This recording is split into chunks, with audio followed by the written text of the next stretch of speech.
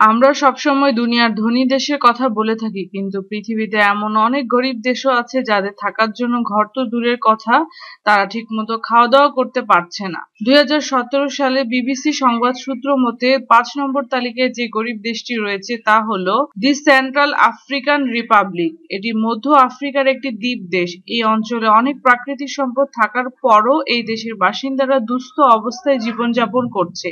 দেশটির মোট আয়তন ৬,২০,০০০ বর্গ কিলোমিটার এবং জনসংখ্যা প্রায় ৪৭ লাখ। মাথাপিছু আয় $৩৭৬।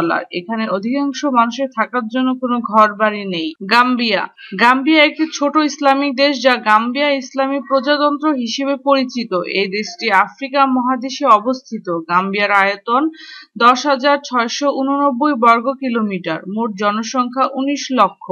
এর মাথাপিছু আয় মাত্র $৩৭১। আন্তর্জাতিক রিপোর্ট অনুযায়ী দেশটি বিশ্বের দারিদ্র্যসীমার নিচে রয়েছে এবং এখানকার মানুষেরা চাষ, মাছ ধরা ও কৃষিকাজে পুরনো কৌশল ব্যবহার করে। মাদাগাস্কার। মাদাগাস্কার আফ্রিকার আরেকটি দেশ। ১৯৬০ সালে দেশটি স্বাধীনতা লাভ করে। দেশটির মোট জনসংখ্যা ২২ লক্ষ।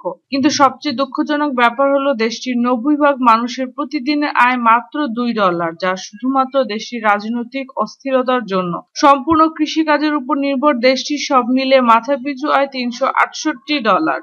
বুরুন্ডি। বুরুন্ডি দেশটি পূর্ব আফ্রিকায় অবস্থিত, কিন্তু এটি মধ্য আফ্রিকার অংশ হিসেবে বিবেচিত হয়। প্রায় ২০০ বছর আগে দেশটি যুক্তরাজ্য থেকে স্বাধীনতা লাভ করে। দেশটির মাথাপিছু আয় $২৮৭। তবে দুর্বল অবকাঠামো, দারিদ্র্য শিক্ষা ব্যবস্থা, স্বাস্থ্যসেবার খারাপ অবস্থার কারণে দেশটি আন্তর্জাতিক দারিদ্র্যসীমার অনেক নিচে অবস্থান করছে। মালাউই। মালাউই দক্ষিণ পূর্ব আফ্রিকার একটি ল্যান্ডলকড দেশ হিসেবে পরিচিত। দেশটির মোট জনসংখ্যা ১,৬৭,০০,০০০।